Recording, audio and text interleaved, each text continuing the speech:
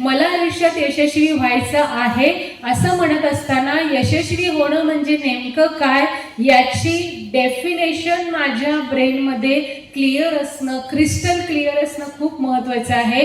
Success is a balance in what? Physical health, mental health, relationship and finances किंवा career.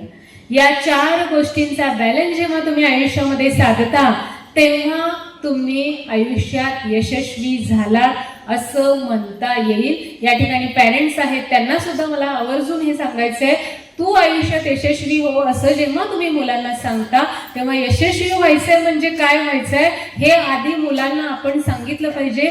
उच्च बुद्धिमत्ता आणि यशस्वी career, केवळ उच्च बुद्धिमत्ता आणि यशस्वी करिअर यशस्वी जीवनाची खात्री देऊ शकत नाही. तुम्हाला यशस्वी जीवन जगायचं असेल तर आयुष्याचा बॅलन्स तुम्हाला साधता आला पाहिजे. हे मी तुम्हाला का सांगते? आज नीट टॉपर असणारी मुलं रॅगिंग झालं म्हणून सुसाईड करतात, IITN मुलं डिप्रेशनमुळे आत्महत्या करतात, मोठमोठे सेलिब्रिटीज, कन्सल्टंट, बिझनेसमॅन ही लोक डिप्रेशनमध्ये जाऊन आत्महत्या करतात. म्हणजे काय?